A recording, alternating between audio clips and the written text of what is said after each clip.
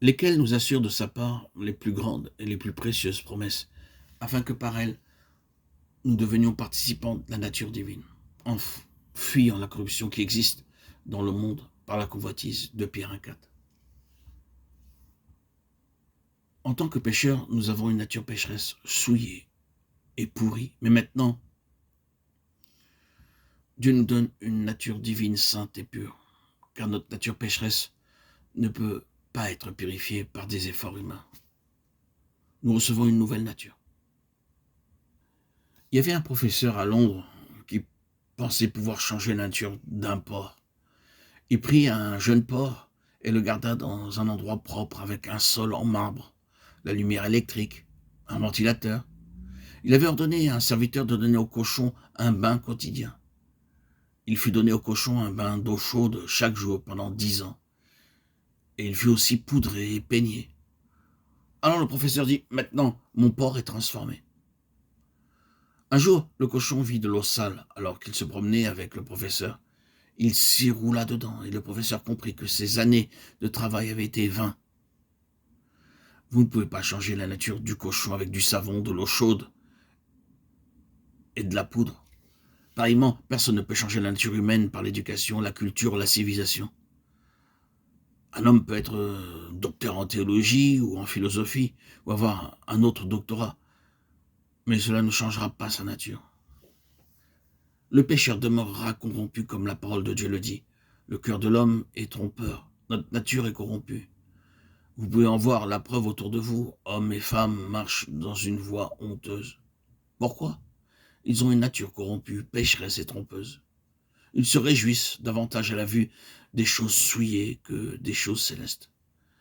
Ce qui est dans le cœur est révélé. Dans certains endroits, ceux qui sont à moitié nus sont appelés sauvages, tandis qu'en Occident, ceux qui sont à moitié nus sont dits civilisés. Quelle dérision, quel aveuglement. Une nature corrompue, souillée et pécheresse ne pourra pas être changée par l'éducation, la science, la connaissance, ou par aucun autre effort humain. Mais il y a un remède. Nous devenons participants de la nature divine et il nous est donné la même nature que celle du Seigneur Jésus-Christ. Lorsque nous acceptons le Seigneur Jésus-Christ comme notre Sauveur, nous entrons dans une septuple participation. Hébreux 6,4 nous parle de ceux qui ont été une fois éclairés, qui ont goûté le don céleste, qui ont eu part au Saint-Esprit. Premièrement, en acceptant le Seigneur Jésus-Christ comme notre Sauveur, nous sommes rendus participants du Saint-Esprit.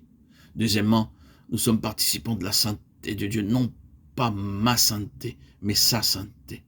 Car nos pères nous corrigeaient pour peu de temps, comme ils le jugeaient bon, mais Dieu nous corrige pour notre véritable intérêt, afin de nous faire participer à sa sainteté. Hébreux 12,10. Non par la connaissance de la Bible, par la prière ou par le jeûne, mais par le Seigneur Jésus lui-même qui me rend saint.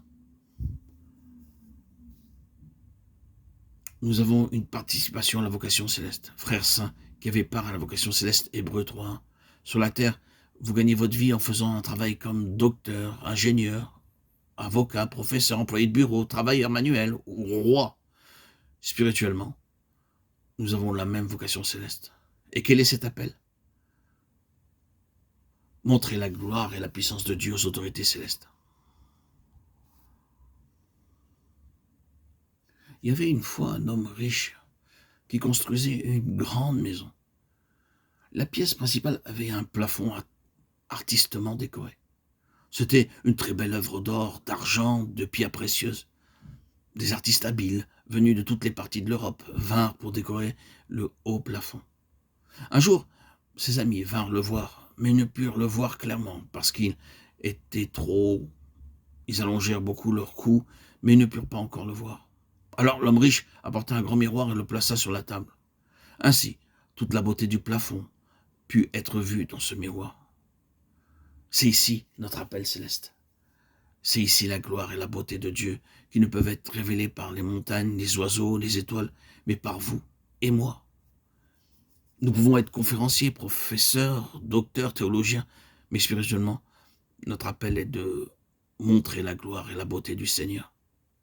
Les visages de ceux qui sont nés de nouveau possèdent une beauté particulière et céleste.